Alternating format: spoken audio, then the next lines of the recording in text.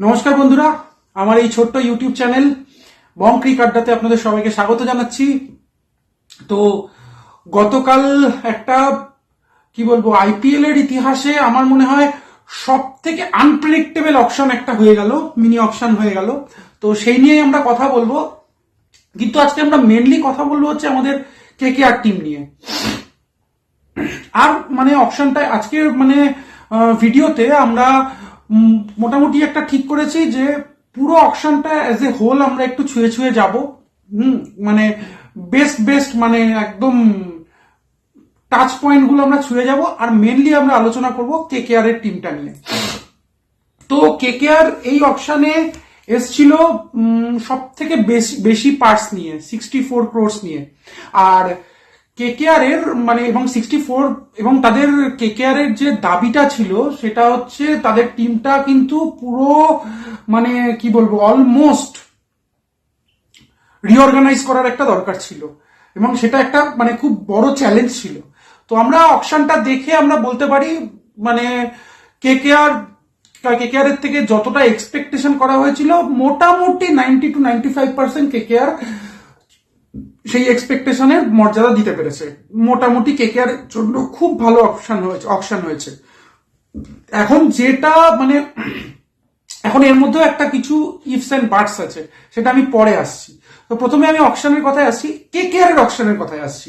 KKR এর অকশনে KKR প্রথমেই Cameron গ্রিনকে তুলে নিল 25.20 ক্রোর্সে। আমি এর আগে যখন অকশন নিয়ে কথা বলেছিলাম অনেকে অনেক কথা বলেছিল যে ক্যামেরন গ্রিনসের প্রাইস 30 ক্রোর্সের বেশি চলে যাবে।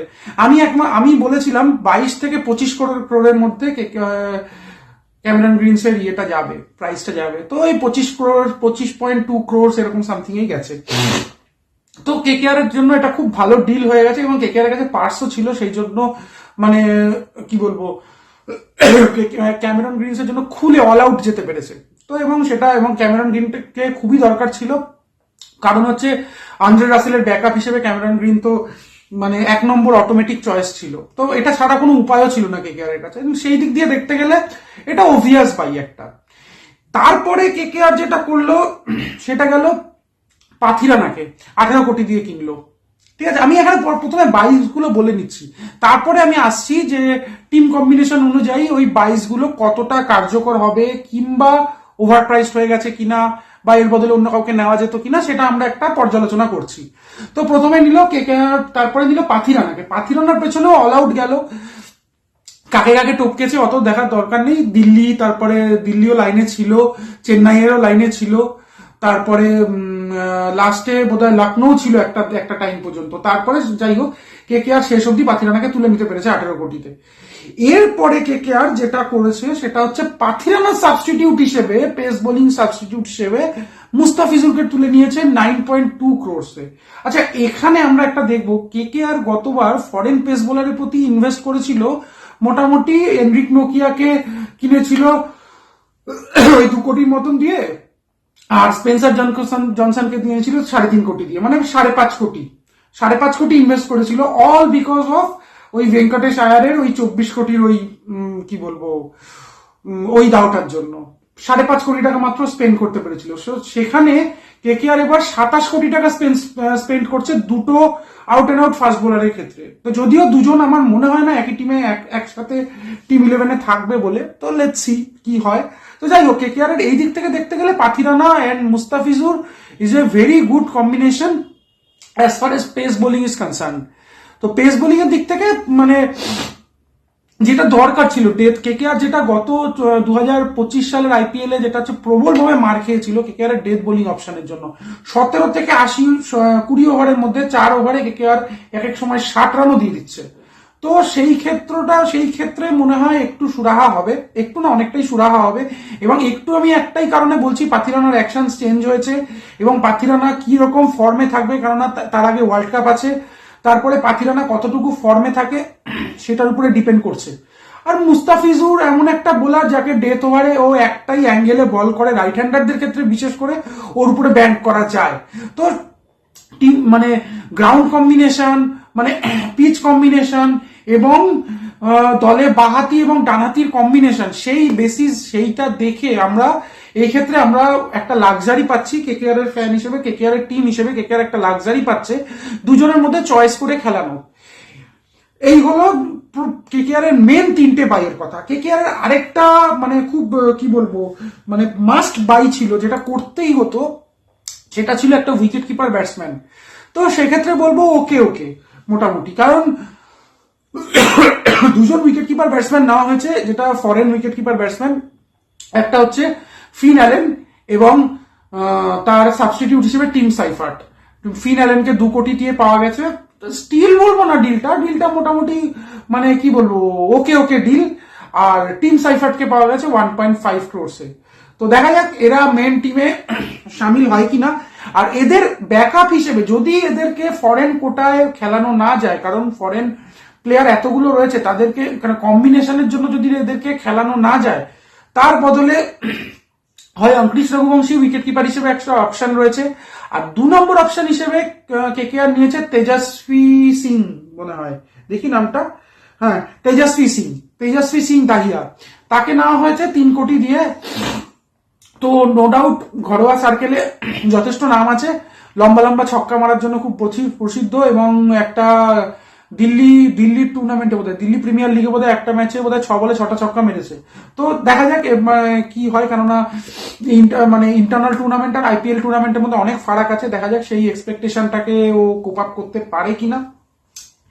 এরপরে আসছি মানে কেকেআর এর যে মেন 3টে অপশনস ছিল, মানে মেন 3টে জায়গা ভরার ছিল, সেটা হচ্ছে একটা হচ্ছে যে ক্যামেরন গ্রিনস, যেহেতু রাসেলের বদলি হিসেবে একটা মানে ওটা মাস্ট পিক ছিল, এবং একটা উইকেট কিপার অপশন দরকার ছিল ইন্ডিয়া। সেখানে কেকেআর উইকেট কিপিং এ দেশি আর বিদেশি 2টো উইকেট কিপিং পজিশনই ভরাট করেছে। এবং 3 নম্বর হিসেবে কেকেআর এর ছিল ফাস্ট বোলিং অপশনস, এবং সেটাকে ঢেলে সাজানোর চেষ্টা করেছে।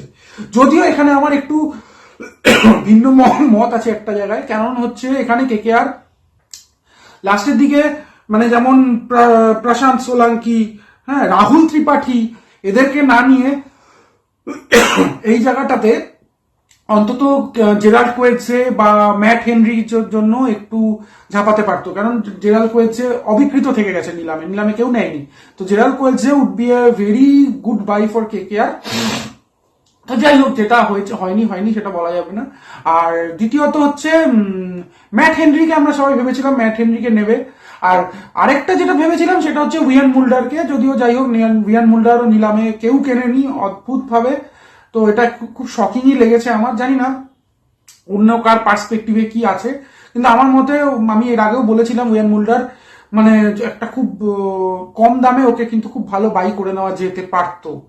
যাই হোক, এরপরে কেকেআর যেটা আসছে কতগুলো মানে ইন্ডিয়ান ট্যালেন্টের উপরে কি বলবো মানে দাও খেলেছে, এবং সেটা যথেষ্ট মানে খুব বেশি ইয়েতে যায়নি। একটা জায়গায় কেকেআর মিস করে গেছে, সেটা হচ্ছে কার্তিক শর্মাকে 14 কোটি টাকা দিয়ে, সেটা মানে যদিও কিনলে পরে ওভার প্রাইসড হয়ে যেত, সেই একই ভেঙ্কটেশ আয়ারের মতন হয়ে যেত। তো যাই হোক, সেটা চেন্নাইয়ের কাছে গেছে, এটা নিয়ে পরে আসছি। সেটা হলে পরে আর বোলিং অ্যাটাকটাকে অত সাজানো যেত না কার্তিক শর্মাকে নিলে পরে। তো যাই হোক, তার জায়গায় তেজস্বী সিংকে নেওয়া হয়েছে, 3 কোটি টাকায় পাওয়া গেছে, যথেষ্ট মানে স্টিল বলবো না, যথেষ্ট ভালো বাই হয়েছে। আর কেকেআর এর তারপরের বাইগুলো হচ্ছে কার্তিক ত্যাগীকে নিয়েছে 30 কোটি টাকা দিয়ে, একটা পেস বোলিং এর ব্যাকআপ রইল, কারণ কেকেআর এর কাছে এখন ইন্ডিয়ান পেস বোলার বলতে হর্ষিত রানা আর বৈভব অরোরা শুরু করবে সবাই জানে, এদেরকেও ব্যর্থ হলে উমরান মালিক আছে। তারপরেও একটা ব্যাকআপ হিসেবে রাখা হয়েছে কার্তিক ত্যাগীকে। আরেকটা প্লেয়ারকে যেটা আমি বারবার বলবো মানে যেটা কেউ নজর করছে না, যেটা দেখা যাক আইপিএল শুরু হলে পরে নজরে আসে কিনা, সার্থক রঞ্জনকে 30 লাখ টাকায় পেয়েছে কেকেআর। এটা একটা স্টিল বলবো, একটা মানে খুব অল্পেতে খুব সস্তায় খুব ভালো মানে অপশনস পেয়ে গেছে কেকেআর একটা, জানি না এটাকে ইউজ করবে কিনা। দাক্স কামরাকে নেওয়া হয়েছে 30 লাখে। আমি সত্যি কথা বলবো, দাক্স কামরার সম্বন্ধে আমার কোনো আইডিয়া নেই। হায়দ্রাবাদের হয়ে খেলে, তেলেঙ্গানার হয়ে খেলে আই থিঙ্ক, হ্যাঁ, কোনো আইডিয়া নেই। প্রশান্ত সোলাঙ্কিকে নেওয়া হয়েছে লেগ স্পিনার একটা, 30 লাখ টাকায় পাওয়া গেছে। আর উইকেট কিপার ব্যাটসম্যান হিসেবে তেজস্বী সিং দাহিয়াকে নেওয়া হয়েছে 3 কোটি টাকা দিয়ে। এই গেল হচ্ছে কেকেআর এর এইবারের অপশনস এর যে টেক অ্যাওয়ে যাদের নিতে পেরেছে। তো এবারে কেকেআর এর টিমটা যদি আমি সাজাই, তাহলে দেখবো কেকেআর এর টিমটা হচ্ছে 25 জনের, কিন্তু এর মধ্যে থেকে তোমাকে মানে আমি জানি না ফিউচার ইনভেস্টমেন্ট বা যার নাম দিয়ে চালানো যাক না কেন, 8 জন এমন প্লেয়ার আছে, 7-8 জন এমন প্লেয়ার আছে যাদেরকে তুমি ফার্স্ট ইলেভেনে তুমি চান্স দিতে পারো না, দেওয়ার কোনো উপায় নেই না, মানে এরা এখনো ওই লেভেলে যায়নি যাদেরকে ফার্স্ট টিমে চান্স দিতে হবে। তো সেই 17 থেকে 18টা হচ্ছে মেইন কোর স্ট্রেংথ তৈরি হয়েছে একটা, যার জন্য মানে আমি বলে দিই সেটা, ক্যামেরন গ্রিন, মাথিসা পাথিরানা, রিঙ্কু সিং, বরুণ চক্রবর্তী, সুনীল নারায়ণ, মুস্তাফিজুর রহমান, হর্ষিত রানা, রমনদীপ, অঙ্কুশ রঘুবংশী, তেজস্বী সিং, রাচিন রবীন্দ্র। ও আচ্ছা, রাচিন রবীন্দ্রকেও 2 কোটি টাকায় পাওয়া গেছে এবং এটা একটা খুব ভালো বাই হয়েছে। কিন্তু এই বাইটা আমার মনে হয় আরেকটা মানে টিমের বলে না যে অধিক সন্ন্যাসীতে গাজন নষ্ট, এবার সেটা যেন না হয়, মানে টিমের কম্বিনেশনে যেন কোনো যেন ওভার থট না থাকে, ওভার থিঙ্কিং না থাকে মানে এই বাইয়ের জন্য। কারণ রাচিন রবীন্দ্র এমন একটা প্লেয়ার যাকে তুমি নিলে তোমার ফার্স্ট ইলেভেনে খেলানোর একটা প্রবণতা থেকেই যায়, তো তার জন্য কাকে মিস আউট হতে হবে, তার জন্য কম্বিনেশনে কোনো গন্ডগোল হতে হবে কিনা সেটা দেখার বিষয় আছে। তো রাচিন রবীন্দ্র ওভারঅল খুব গুড বাই, কিন্তু কেকেআর এর এই টিম কনটেক্সটে রাচিন রবীন্দ্র কতটা উপযুক্ত হবে সেটা নিয়ে আমার যথেষ্ট সন্দেহ আছে, ডাউট আছে। কারণ Rachin Rabindra as a batsman হিসেবেই খেলবে, ওর স্পিন বোলিং কোনো দরকার হবে না, আমি এখন থেকেই বলে দিচ্ছি। আচ্ছা, দ্বিতীয়ত হলো Finn Allen, Vaibhav Arora, Rovman Powell, Rahane, Ajinkya Rahane, Tim Seifert আর আকাশদীপকে শেষ বেলায় 1 কোটি টাকা দিয়ে পেয়ে যাওয়াটা এটা একটা কেকেআর এর জন্য খুব ভালো ডিল। আমি বলতে চাইছিলাম এর আগে তখন বলতে চাইছিলাম ফাস্ট বোলিং অপশনসে হর্ষিত রানা আর বৈভব অরোরার ব্যাকআপ হিসেবে যেমন উমরান মালিক আর কার্তিক ত্যাগী রয়েছে, তার থেকে উপরে এগিয়ে রয়েছে থাকবে হচ্ছে আকাশদীপ। কারণ আকাশদীপের যে বলের নিটিং যে ক্যারেক্টারিস্টিক্সটা আছে সেটা যেখানে কাজে লাগানো যাবে, যেটা একটু পিচে একটু বাউন্স থাকবে সেখানে কাজে লাগানো যেতে পারে। তো এই হলো কেকেআর এর মোট টিম। তো এইবারে আমরা আসছি কেকেআর এর টিম কম্বিনেশন নিয়ে। টিম কম্বিনেশন এখানে কি দাঁড়াবে সেটা একটা আলোচনা করে নি। আমার মনে হয় সুনীল নারিনকে এবার ওপেনিং হিসেবে খেলানোর অতটা চাপ থাকবে না, তার বদলে সুনীল নারিন যেহেতু স্পিন বলটা খুব ভালো খেলতে পারে, যেটা আমার পার্টিকুলার অ্যাজাম্পশন, তো সেই হিসেবে দেখতে গেলে সুনীল নারিনকে ফ্লোটার হিসেবে ইউজ করা যেতে পারে এইবারে। যখন 6 থেকে 7 ওভারের পরে যখন টিমগুলো স্ট্রাগল করে, 6 থেকে 14 ওভারের মধ্যে যখন স্পিন বোলার আসে খেলার পেসটাকে কমিয়ে দেয়, ওই জায়গাটায় যদি সুনীল নারিনকে আমরা ঠিকভাবে ইউজ করতে পারি তবে আমার মনে হয় রানটা কিন্তু ও কিন্তু 3-4 ওভারের একটা স্প্যানে থাকলে পরে রানটাকে এক ধাক্কায় বুস্ট করে দিতে পারবে। তো সে আমার মনে হয় ওপেনিং এ কোনো ইনিংস কনস্ট্রাক্ট করার থেকে সুনীল নারিনকে এই পজিশনটা ইউজ করলে কেকেআর এর অনেক লাভ হবে। দ্বিতীয় কথা হচ্ছে ওপেনিং এর 1, 2, 3 হচ্ছে রাহানে আছে, রাচিন রবীন্দ্র আছে, টিম সাইফার্ট আছে, ফিন অ্যালেন আছে। এবার টিম কম্বিনেশন হিসেবে এদেরকে এই পজিশন গুলোতে খেলানো যাবে। আর আচ্ছা, ক্যামেরন গ্রিনও আছে। ক্যামেরন গ্রিন আমাকে তুমি 25 কোটি টাকা দিয়ে তুলে এনেছো, ওকে কিন্তু তুমি 3-এর নিচে খেলাতে পারবে না। তো এই 4টে প্লেয়ারকে মানে মোটামুটি ঘুরিয়ে ফিরিয়ে 1, 2, 3-এর মধ্যে খেলালে আমার মনে হয় সব থেকে ভালো হবে। মানে কারণ এখানে টিম কম্বিনেশন দেখে বোঝা যাচ্ছে ফিন অ্যালেন অথবা টিম সাইফার্ট অথবা এদের মধ্যে কেউ নয়, এর বদলে ইন্ডিয়ান উইকেট কিপার। তো এই কম্বিনেশনে কেকেআর যাবে। তো Finn Allen, Tim Seifert, Ajinkya Rahane, Rachin Ravindra আর ক্যামেরন গ্রিন, এই 5 জনের মধ্যে 3 জন মানে এই 5 জনের মধ্যে বলতে গেলে ফিন অ্যালেন আর টিম সাইফার্ট এই 2 জনের মধ্যে 1 জন, আর বাকি 3 জনের বাকি 3 জন মানে হলো এই সব মিলিয়ে 4 জন। এই 4 জনের মধ্যে 3 জনকে আমি টপ 3-তে দেখতে চাই। তারপরে আসছে হচ্ছে অঙ্কুশ রঘুবংশী 4 নম্বরে। রিঙ্কু সিংকে বেশি নিচে নামানো হয়ে যাচ্ছিল, ওকে ইউজ করা যাচ্ছিল না, সেক্ষেত্রে রিঙ্কু সিংকে এক ধাপ এগিয়ে 5 নম্বরে আমরা ইউজ করতেই পারি, যেখান থেকে ও কনস্ট্রাক্ট করে ইনিংসটাকে এগিয়ে নিয়ে যেতে পারে। এরপরে রয়েছে তেজস্বী সিং, রমনদীপ, রোহমান পাওয়েল। এই 3 জনের উপরে ভার থাকতে হচ্ছে 7 আর 8 নম্বর। তো এদেরকে আমি কম্বিনেশনে ঠিক করে বসিয়ে 7 আর 8 নম্বরে খেলাতে যাব। এবং এক্ষেত্রে দেখতে হবে আমরা যেন রোহমান পাওয়েলকে ছোট না করে ওর যা ক্রেডিবিলিটি আছে সেটাকে আমরা যেন প্রপারলি ইউজ করতে পারি, তাহলে কিন্তু কেকেআর লাভবান হবে। তেজস্বী সিং যথেষ্ট নো ডাউট যথেষ্ট ট্যালেন্টেড, এবং রমনদীপের গত বছরের যা ফর্ম ছিল সেখানে যদি রমনদীপ ওকে যতটা দাম দেওয়া হয়েছে, কেকেআর যতটা দাম দিয়েছে সেটাতে যদি ও মানে সেই এক্সপেকটেশনটা যদি ফুলফিল না করতে পারে, তার জায়গায় অপশনসও ভাবার চিন্তা করার মতন জায়গায় কেকেআর রয়েছে। আচ্ছা, সার্থক রঞ্জন যথেষ্ট ভালো ব্যাটসম্যান, এদের মধ্যে কেউ ব্যর্থ হলে তার জায়গায় সার্থক রঞ্জনকে আমরা ইনক্লুড করতেই পারি, কিংবা ইম্প্যাক্ট হিসেবে ইউজ করতে পারি যদি টিমে ব্যাটিং কন্ডিশন খারাপ থাকে বা কিছু থাকে সেক্ষেত্রে। আর ইম্প্যাক্ট হিসেবে ব্যাটিং এর ক্ষেত্রে মনীষ পান্ডে তো আছেই। আচ্ছা, এবার আসছে বোলিং কম্বিনেশন। বোলিং কম্বিনেশনে গতবার আমার যেটা মনে হয়, গতবার ওপেনিং বোলিং আর মিডল ওভার বোলিং, এই দুটো বোলিং বোলিং মোটামুটি সর্টেড ছিল। কেকেআর যেটাতে মার খাচ্ছিল সেটা হচ্ছে 15 থেকে 20 ওভার। এই বোলিংটা কনস্ট্রাক্ট করার জন্য কেকেআর হাতে বোলিং ছিল না। কখনো বৈভব অরোরাকে কখনো হর্ষিত রানাকে দিয়ে লাস্টে 18, 19, 20 ওভার সামলাতে হচ্ছিল। তো রাসেলও ছিল, রাসেল 1-2 ওভার কখনো কখনো করে দিচ্ছিল, কিন্তু যেটা যেহেতু রাসেলের বয়সও হয়ে গেছিল ওটা সামলানো যায়নি। তো কেকেআর এর গতবার ভরাডুবির ক্ষেত্রে কিন্তু এই 15 থেকে 20 ওভারটা খুব ভাইটাল রোল প্লে করেছিল। তো সেই ক্ষেত্রে এইখানে পাথিরানা আর মুস্তাফিজুরকে আনা হয়েছে ডেথ ওভারটা সর্টেড করার জন্য।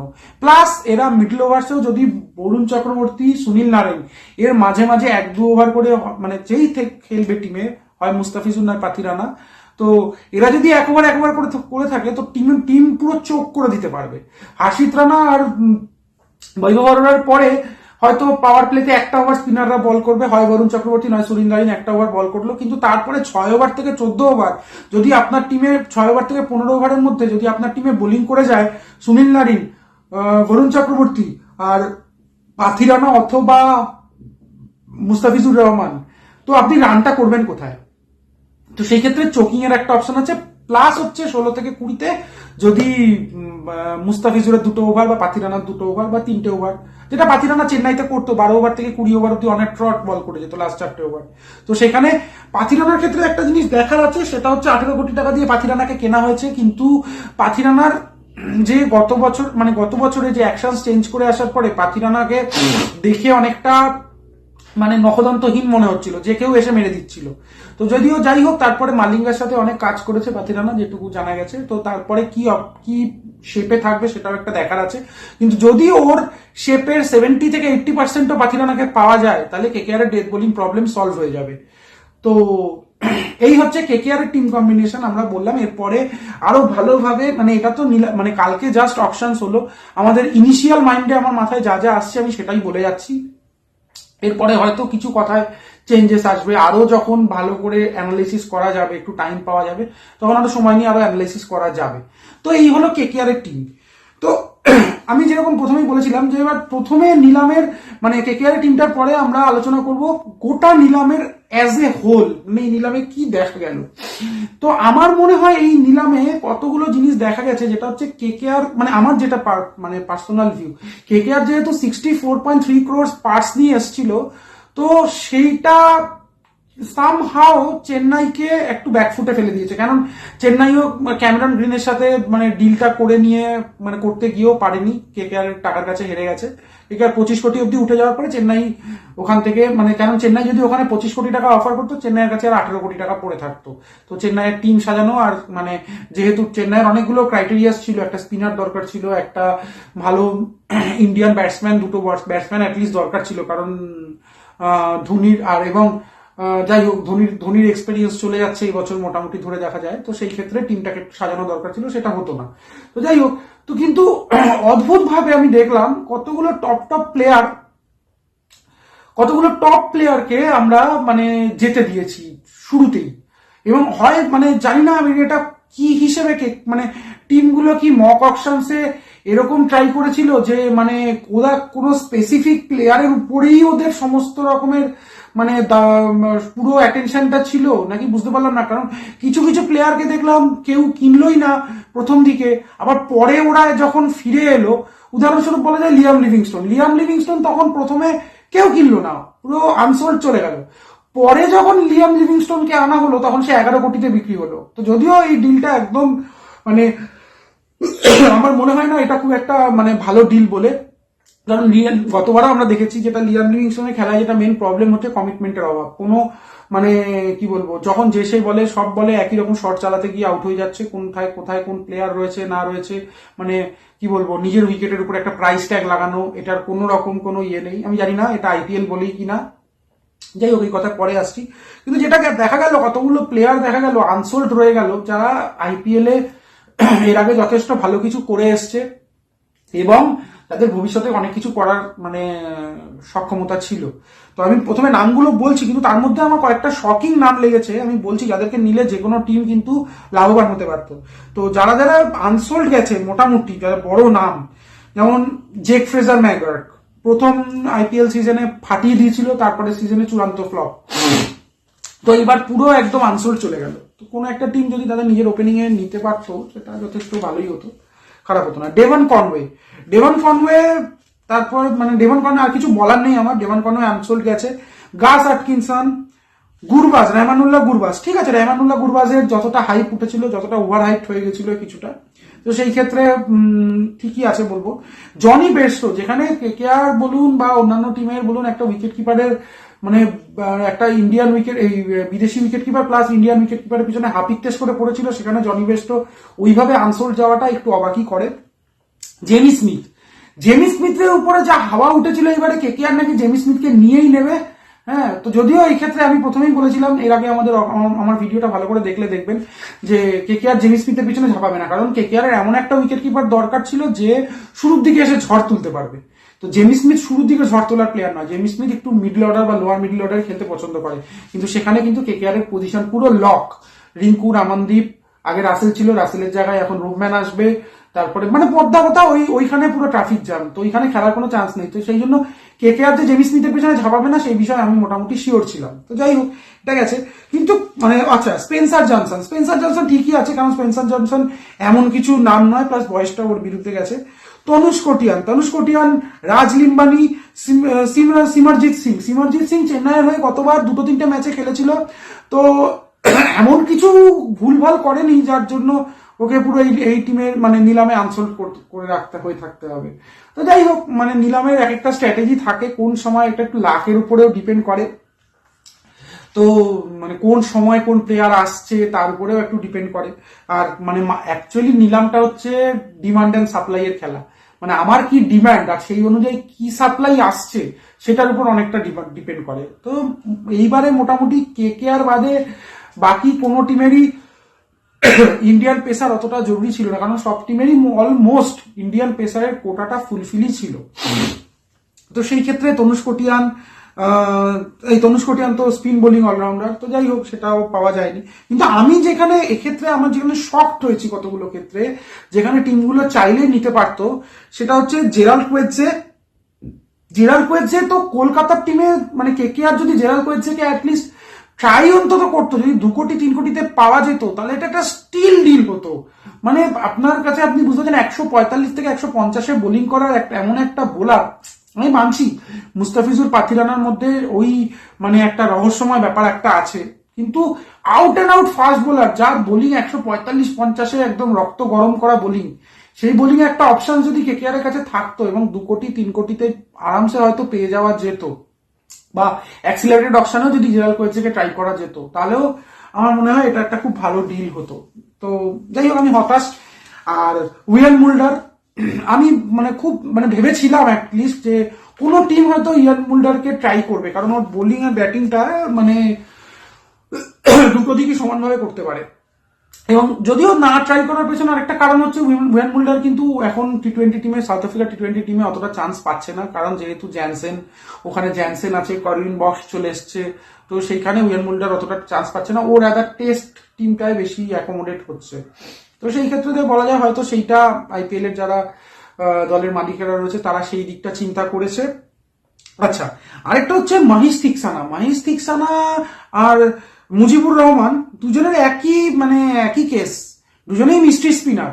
তো এদেরকে কোনো একটা টিম ট্রাই করতেই পারতো, কিন্তু মানে আমার মনে হয় ট্রাই করেনি, কারণ হচ্ছে প্রত্যেকটা টিমে ওই 4টেই ফরেন প্লেয়ারের কোটা থাকে, তো সেইখানে এই ফরেন প্লেয়ারের 4টে কোটাকে যথেষ্ট মানে কি বলবো জুডিশিয়াসলি ইউজ করার একটা ব্যাপার থেকে যায়। তো সেটার জন্য আমার মনে হয় যে ওই একটা প্লেয়ার মিস্ট্রি স্পিনারের 4টে ওভারের জন্য আমি মানে যারা তারা তো ব্যাটিংও অতটা জানে না, তো তার জন্য আমি একটা ফরেন কোটাকে আমি পুরো অ্যাবজর্ভ করে নেব। তো সেই ক্ষেত্রেই হয়তো, সেই কারণেই হয়তো প্লেয়ার টিমরা ওদের ক্ষেত্রে যায়নি। আর আরেকটা নাম হচ্ছে যেটা হচ্ছে আকাশ মাডওয়াল। আকাশ মাডওয়াল, আমি জানি না আকাশ মাডওয়াল ছেলেটা কি হলো, যেটা হচ্ছে মুম্বাই ইন্ডিয়ান্সে কিন্তু যখন এসেছিল খুবই ভালো বোলিং করেছিল, তারপরে রাজস্থানে গেল, ম্যাচ যথেষ্ট মানে ম্যাচ প্র্যাকটিসও পেলো না, ম্যাচও পেলো না খুব একটা। তো আকাশ মাডওয়াল কিন্তু ডেথ ওভারে একটা খুব ভালো অপশনস হতে পারতো। যাই হোক, তো এই গেল হচ্ছে, আচ্ছা মাইকেল ব্রেসওয়েলের মতন স্পিনিং অলরাউন্ডার কিন্তু এবার কোনো টিম পায়নি। আচ্ছা, আরেকটা আমি বলতে চাচ্ছি যে এইবারে অকশনে কিছু কিছু টিম, যেমন যতক্ষণ ক্যামেরন গ্রিন আসেনি সবাই ক্যামেরন গ্রিনের দিকে তাকিয়ে রয়েছে, অন্য কোন প্লেয়ার আসলো গেল কেউ বেরিয়ে মানে চলে যাচ্ছে, মানে সবাই মানে নজর উপেক্ষা করে বেরিয়ে যাচ্ছে। যেমন বেন ডোয়ার্সেফ যখন প্রথম নিলামের অকশন এলো কেউ কোনো কলই করলো না। তখন যদি কেউ কল করতো আমার মনে হয় 1 থেকে 1.5 কোটির মধ্যে বেন ডোয়ার্সেফকে মানে তুলে নিয়ে যেত, কিন্তু পরবর্তীকালে আবার অ্যাক্সিলারেটেড অপশনে ওকে আনা হলো, সেই 5 কোটি 6 কোটি না কত কোটি দিয়ে ওকে কেনা হলো। তো টিমগুলো এখানে যদি একটু বিচক্ষণতা দেখাতো, তো সেইখানে কিন্তু মানে এই ছোট ছোট জিনিসগুলো মানে যেমন বেন ডোয়ার্সেফকে তুলে নিতে পারতো, যেমন কুইন্টন ডিকক। আমি বলবো মুম্বাই ইন্ডিয়ান্স এখানে একটা চরম একটা মানে আমি বলবো তো এবারে আইপিএল অপশনের বেস্ট ডিলগুলোর মধ্যে একটা হচ্ছে কুইন্টন ডিককে 1 কোটি টাকায় মুম্বাই কিনে নেওয়া। কারণ তখন সবাই ওয়েট করছে যে উইকেট কিপার ব্যাটসম্যান হিসেবে মানে কারোর কাছে কোনো মানে যেহেতু কুইন্টন ডিকাকে কলকাতা ছেড়ে দিয়েছে, কলকাতারও অতটা লক্ষ্য ছিল না এবং কোনো টিমেরই উইকেট কিপারের মানে ব্যাটসম্যানের প্রতি অতটা লক্ষ্য ছিল না, কিন্তু তাই জন্য মানে মুম্বাই ইন্ডিয়ান্স কিন্তু ওদিক থেকে রায়ান রিকেলটনের ব্যাকআপ হিসেবে কুইন্টন ডিককে ওদের দরকারই ছিল। কিন্তু ওরা কিন্তু আপনি ভাবুন, ওরা মক অকশন এই টোটাল মানে কালকের আইপিএল অকশনে 2.95 ক্রোড় টাকা নিয়ে সব থেকে কম টাকা নিয়ে এসেছিল, এবং সেই টাকার মধ্যে থেকে ওরা কতগুলো স্টিল করে নিয়ে চলে গেছে। মানে ওদের টিমটা তো এমনিতেই চ্যাম্পিয়ন টিম ছিল, কিন্তু মানে ওই একটা ছোট্ট যদি থাকতো যেটা হচ্ছে রায়ান রিকেলটন ওপেনিং এ, রায়ান রিকেলটনের ব্যাকআপ, কারণ রায়ান রিকেলটন প্রত্যেক ম্যাচে কিন্তু সফল হতে পারছিল না, বা সেই স্টার্টটা যেটা রায়ান রিকেলটনের থেকে এক্সপেক্টেড সেটা দিতে পারছিল না। তো সেই জায়গায় ডিকককে ওর মানে সাবস্টিটিউট হিসেবে নিয়ে আসা, আমার তো এবার মনে হচ্ছে ডিকক মানে রায়ান রিকেলটনের ওপরে থেকেই শুরু করবে মুম্বাই টিমে, ওপেনিং শুরু করবে কুইন্টন ডিকক। কারণ মানে গতবার যখন কুইন্টন ডিকক এসেছিল তখন কিন্তু ও কিন্তু রিটায়ার্ড প্লেয়ার ছিল, কিন্তু ও কিন্তু আবার ইন্টারন্যাশনাল টিমে কামব্যাক করেছে এবং কিছুদিন আগে সেঞ্চুরি করেছে ইন্ডিয়ার এগেন্স্ট, এবং কি ফর্মে আছে সবাই জানে। তো সেই রকম একটা প্লেয়ারকে 1 কোটি টাকা দিয়ে তুলে নেওয়া, এটা যে কত কিরকম স্টিল ডিল মানে কি বলবো, এটা মুম্বাই ইন্ডিয়ান্সই বুঝতে পারছে। তো আগামী আইপিএল আসলে আরো সবাই বুঝবে। দ্বিতীয় নম্বর ডিলটাতে আমি আসছি, সেটা হচ্ছে ওয়ানিন্দু হাসারাঙ্গাকে কেউ ট্রাই করলো না, মানে আরামসে লখনৌতে চলে গেল 2 কোটি টাকা দিয়ে, এবং সবাই সেটা যেতেও দিল 2 কোটি টাকায়। এদিকে এই প্লেয়ার গুলো চলে যাচ্ছে, ওদিকে লাস্টে কি বলবো এই লখনৌ, তারপরে আপনার হায়দ্রাবাদ, এইসব টিমগুলো 5 কোটি 6 কোটি টাকা নিয়ে হাতে বসে আছে, প্লেয়ার হয়ে গেছে। কারণ এই প্লেয়ারগুলো এদের পেছনে যদি তখন একটুখানি অ্যাগ্রেসিভলি যাওয়া যেত, মানে এত কমে এরা বিক্রি হতো না। তো সেই ক্ষেত্রে দেখতে গেলে এগুলো কিন্তু স্টিল ডিল হয়েছে। আরেকটা 3 নম্বরে আরেকটা ডিলের কথায় আসছি, সেটা হচ্ছে ডেভিড মিলার। এটা একটা হাস্যকর ব্যাপার। ডেভিড মিলার ওই যে বলে না নিলামের মানে সময় লাখ ফ্যাক্টর করে, তখন সবাই ক্যামেরন গ্রিনের দিকে তাকিয়েছিল, ক্যামেরন গ্রিন আসবে, কিন্তু আর সবার আগে চলে এসেছে ডেভিড মিলার, কেউ পাত্তাই দেয়নি। 2 কোটি টাকা দিয়ে দিল্লি কিনে নিয়ে চলে গেছে, এবং দিল্লির ওটা ওই মানে কি বলবো ওই স্লটে যেটা 6 থেকে 7 নম্বর ব্যাটিং স্লটে, ফিনিশিং স্লটে একটা ফিনিশারের জন্য দিল্লি হেদিয়ে মরছিল। তো সেক্ষেত্রে দিল্লি 2 কোটি টাকায় ডেভিড মিলারকে পেয়ে যাওয়া মানে কি বলবো লটারি জ্যাকপট। আরো কিছু কিছু ডিল আছে, যেমন বেন ডাকেটকে দিল্লি নিয়ে গেছে 2 কোটি টাকায়। হ্যাঁ, আপনার উইকেট কিপিং অপশনসও আছে, আপনার ওপেনিং অপশনসও আছে, সমস্ত রকমের অপশনস আপনি পেয়ে যাচ্ছেন বেন ডাকেটের মধ্যে। আচ্ছা, এটা একটা হলো।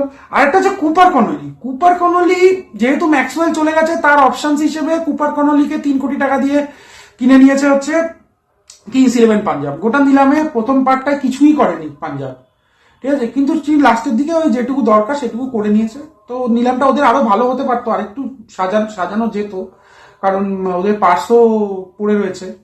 তো সেক্ষেত্রে কিন্তু কুপার কর্নলির যে ডিলটা ছিল ওদের পক্ষে দারুণ ডিল পেয়ে গেছে। 3 কোটি টাকায় কুপার কর্নলিকে পেয়ে যাওয়া মানে অলমোস্ট জ্যাকপট।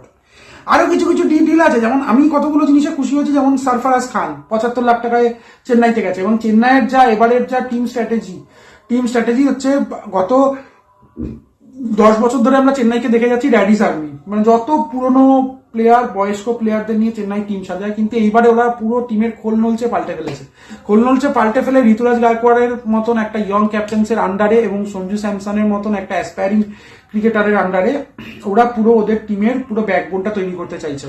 তো সেই ক্ষেত্রে সেই ব্যাকবোন কারা তৈরি করছে, আয়ুষ মাত্রের মতন প্লেয়ার, ডেওয়াল ব্রেভিসের মতন প্লেয়ার, যাদের ইন্টারন্যাশনালে অনেক কিছু প্রমাণ করার আছে, তাদের দিয়ে টিমটা তৈরি করতে চাইছে। এবং পরে চেন্নাইয়ের দুটো ডিলের কথায় আমি পরে আসছি, এখন বলবো না, মানে সবাই জানেন, কিন্তু আমি আলোচনাটা পরে আসছি। তো যাই হোক, সেক্ষেত্রে সরফরাজ খান ওই জায়গাটায় কিন্তু মিডল অর্ডারে একটা খুব ভালো অপশন হতে পারে, কারণ স্পিনারকে সুইপ মারা, তারপরে হচ্ছে পেসারকে স্কুপ মারা, এবং একটু কি বলবো, একটু চিকি শট খেলা, এগুলোতে সরফরাজ খান কিন্তু যথেষ্ট মানে কি বলবো, এফেক্টিভ প্লেয়ার। আরেকটা আছে লুক উডকে নিয়ে নিয়েছে গুজরাট 75 লাখ টাকায়, মানে কি বলবো, স্টিলের থেকেও স্টিল, মানে জানি না লুকুট চান্স পাবে কিনা, কিন্তু লুকুট কিন্তু হান্ড্রেডসে খুব ভালো ফর্মে রয়েছে।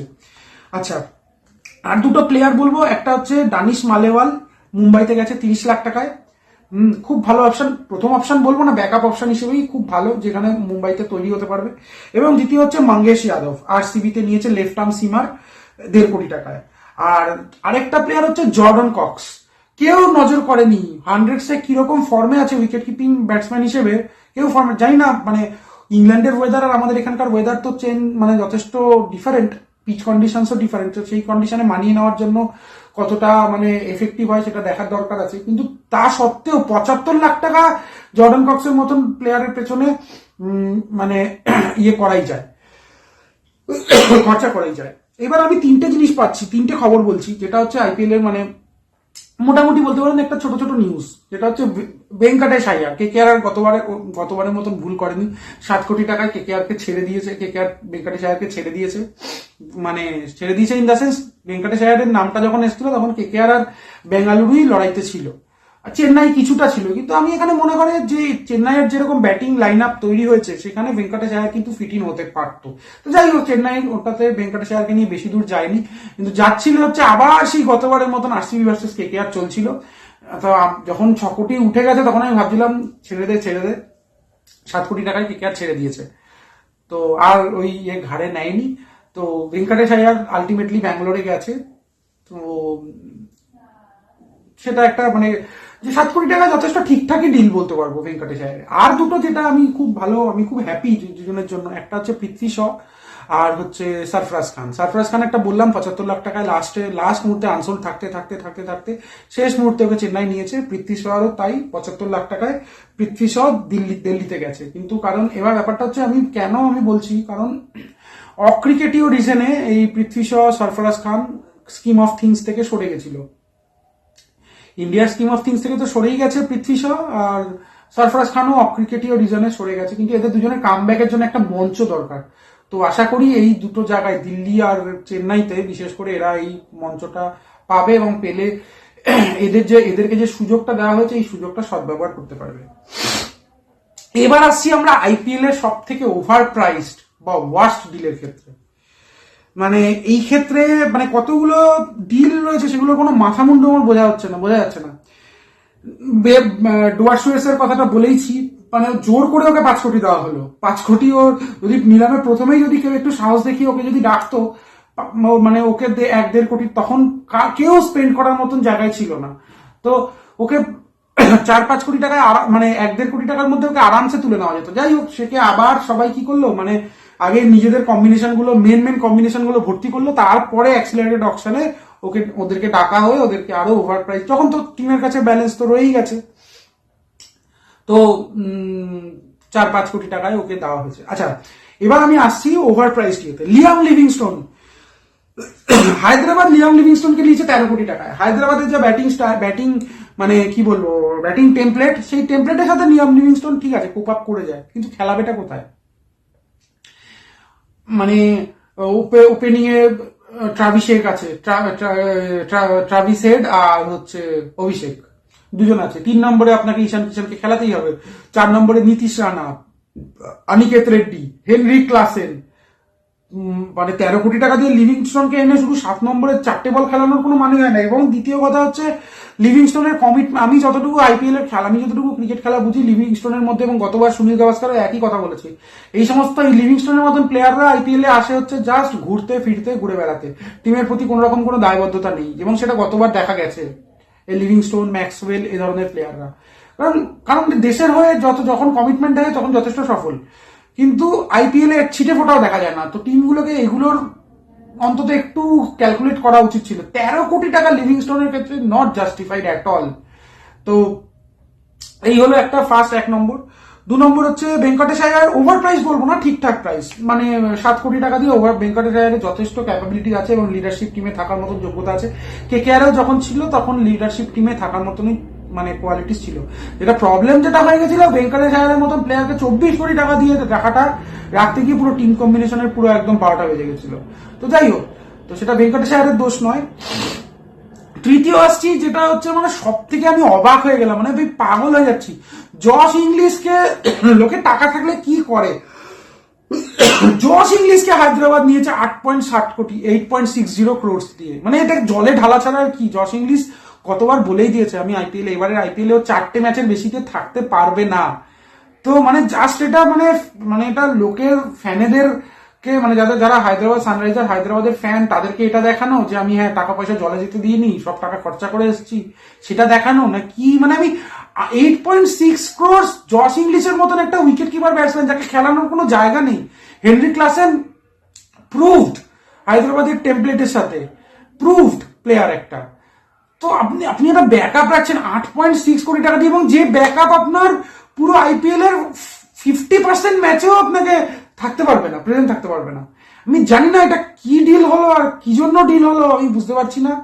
মানে হ্যাঁ, কোনো টিম উইকেট কিপারের পিছনে পাগল হয়ে দৌড়ায়, তার ক্ষেত্রে এটা মানা যায়, কিন্তু হায়দ্রাবাদের না, মানে ব্যাটিং শর্টেড, ওপেনিং এর ব্যাটিং শর্টেড এবং উইকেট কিপিং শর্টেড, সবকিছু ওদের যেটা দরকার ছিল একটা spin bowling, Indian spin bowler, হ্যাঁ সেটা কিন্তু পায়নি ঠিকঠাক। ওই কতগুলো মানে কি বলবো, নতুন নতুন প্রতিভার উপরে দাও খেলে রেখে গিয়ে গেছে, এবং ঠিক হলে হবে, না হলে এখন দেখা যাবে। তো সেই ক্ষেত্রে এটা হচ্ছে চরম, আমি বলবো এবারে আইপিএল এর ওয়ার্স্ট ডিল হচ্ছে এই দুটো। একটা হচ্ছে লিভিংস্টোনের, একটা, এটা 2 নম্বরে থাকবে লিভিংস্টোন, কিন্তু 1 নম্বরে থাকবে হচ্ছে জশ ইংলিশ। মানে কি জন্য যে 8.6 কোটি টাকা দিল, এটা আমার মাথায় ঢুকলো না। পরিশেষে আসি আইপিএল এর সব থেকে চর্চিত বিষয়, সেটা হচ্ছে আনক্যাপড প্লেয়ার হিসেবে 3টে প্লেয়ার, হ্যাঁ, প্রচুর টাকা দিয়ে কেনা হয়েছে। একটা হচ্ছে আকিব নবী দার, এটা এক্সপেক্টেডই ছিল যে অন্তত 4-5 কোটি টাকায় উঠবে, কারণ আকিব নবীর যা বোলিং, গতবার স্ম্যাটেও যা করেছে, রঞ্জিতে যা করেছে, দুদিকে বল সুইং করতে পারে, নতুন বলে যথেষ্ট কার্যকর, দারুণ বোলার, প্লাস ওর ব্যাটের হাতটাও ভালো। সেই দিক থেকে দেখতে গেলে আকিব নবী 8.6 ক্রোর একটু অবাক করে, কিন্তু ঠিক আছে। ওভারঅল দিল্লির কাছে টাকাও ছিল, দিল্লি টাকা স্পেন্ড করেছে, দিল্লির টিমও ছিল, দিল্লির ওপেনিং বোলার দরকার ছিল, একটা অপশন দরকার ছিল, সেই হিসেবে দেখতে গেলে আকিব নবী is a good option. Delhi all out গেছে, ঠিক আছে। এবার আসছি বাকি দুটো, একটা হচ্ছে চেন্নাই নিয়েছে প্রশান্ত বীর আর কার্তিক শর্মা। তো এই দুটো প্লেয়ারকে 14 কোটি টাকা দিয়ে, 14.2 কোটি টাকা দিয়ে, মানে আইপিএল এর ইতিহাসে কোনো আনক্যাপ প্লেয়ার এত টাকা আজ অব্দি পায়নি। তো সেই হিসেবে দেখতে গেলে মানে আমার তো মনে হয় এটা চরম ওভার প্রাইসড, এবং মানে আমি তো বলবো চেন্নাইয়ের কিছুটা ব্রেনফেড ডিসিশন।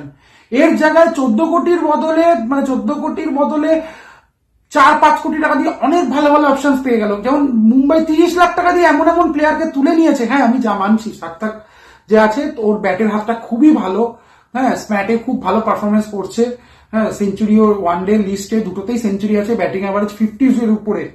কিন্তু আমাকে দেখতে হবে স্যাম্পল সাইজ। তুমি 14 কোটি টাকা দিচ্ছ, তুমি হ্যাঁ ঠিক আছে একজন ইউথের উপরে স্পেন্ড করা হচ্ছে, কিন্তু তুমি 14 কোটি টাকা দিয়ে দুটো প্লেয়ারকে তুলে এনেছো, তার মানে নিশ্চয়ই এটা ফার্স্ট টিমের খেলানোর জন্যই তুমি তুলে এনেছো, ওদেরকে নিশ্চয়ই ব্যাকআপ হিসেবে তোলোনি। এবং চেন্নাইয়ের যা এখন টিমের যা কন্ডিশন, এদেরকে প্রথম মানে যার অপশন হিসেবে ওই ভীর বলে যে ছেলেটা, ওকে খেলানো হবে, এটা এরকম সব জায়গায় কথা হচ্ছে, কিন্তু আদৌ কি মানে ওদেরকে তো খেলিয়ে খেলিয়ে তৈরি করতে হবে। কিন্তু তার জন্য সেরকম একটা প্লেয়ারকে পেছনে 14 কোটি টাকা খরচা করা, 28 কোটি টাকা খরচা করা, মানে চেন্নাই 43 কোটি টাকার পেছনে, 43 কোটি টাকার মধ্যে 28.4 কোটি টাকা এদের পেছনে চলে গেছে। হ্যাঁ, আমি জানি না, মানে চরম ওভার প্রাইস আমার মনে হচ্ছে। অনেকে অনেক জায়গায় বলছে হ্যাঁ এটা কি বলবো ভবিষ্যতের দিকে তাকিয়ে। আরে ভবিষ্যতের দিকে তাকিয়ে একটা নির্দিষ্ট এক্সটেন্ট অব্দি করা যায়। তুমি 6 কোটি অব্দি যেতে, 7 কোটি অব্দি যেতে, 7.5 কোটি অব্দি গেলে তাও মানা যেত। আজ থেকে 6-7 বছর আগে যখন সিরাজকে 1.5 কোটি টাকায় কেনা হচ্ছিল তখন সবাই খুব মানে বিশাল, মানে হয়ে গেছিল। তাহলে এখন 14 কোটি টাকা দিয়ে একটা প্লেয়ারকে, মানে যে প্লেয়ারের এখন অব্দি কোনো এক্সপোজারই হয়নি, তো without playing any IPL match আপনি হ্যাঁ তাদের পরিবারের জন্য যথেষ্ট ভালো, কিন্তু এটা আমার মনে হয় চেন্নাইয়ের ক্ষেত্রে এটা বুমেরাং না হয়ে আসে, এটাই দেখার। তো যাই হোক, এই ছিল অকশন নিয়ে আমার প্রাথমিক একটা আলোচনা। আর আমার এই ভিডিও যদি আপনাদের ভালো লাগে, আমি গত 7-8 দিন ধরে আমার শরীর খারাপ ছিল এবং অনেক ব্যস্ততা ছিল, তো সেই জন্য আমি ভিডিওস গুলো করতে পারিনি। আর দ্বিতীয়ত, প্রথমত এটা কারণ, আর দ্বিতীয়ত আমি মনে করিনি প্রত্যেকটা টি-20 ম্যাচের পরে তার জন্য একটা করে ভিডিও করতে হবে। আমি টি-20 ম্যাচের একটাই ভিডিও করব, যেটা হচ্ছে এই সিরিজটা কমপ্লিট হলে পরে, south Africa versus India series complete হলে ওভারঅল সিরিজের একটা ভিডিও করব। ওভারঅল সিরিজের টেক অ্যাওয়ে, ওভারঅল সিরিজের থেকে কি পাওয়া গেল এবং কোন কোন জিনিসে মানে কি বলবো আমরা একটু ব্যাকফুটে রয়েছি, সেগুলো নিয়ে আমরা আলোচনা করব। অলরেডি আমার মাথায় রয়েছে। তো প্রথম 3টে ম্যাচের মতন যদি বাকি 2টো ম্যাচ চলে যায় তাহলে আমার পক্ষে খুব ইজি হবে। তো বাকি 2টো ম্যাচ যদি একটু অন্যরকম হয় তখন আমাকে একটু চিন্তা করে টোটাল ওভারঅল সিরিজের উপর একটা ভিডিও বানাতে হবে। আপনারা সেই ভিডিওটাও দেখবেন। আর আমার এই ভিডিওটা যদি, আমার এই স্পেকুলেশন, আমার এই অ্যাজাম্পশন যদি আপনাদের ভালো লাগে, তাহলে আপনারা আমার ভিডিওটা লাইক করবেন, শেয়ার করবেন, শেয়ার করে যথেষ্ট সংখ্যক মানুষের কাছে পৌঁছে দেবেন। আর একটু সাবস্ক্রাইব করুন আমার ভিডিওগুলো। আমি জানি আমি 7-8 দিন ধরে আমি আসতে পারিনি, তো আবার আমি নিয়মিতভাবে ভিডিওগুলো করা শুরু করব। আপনারা সবাই ভালো থাকবেন। নমস্কার।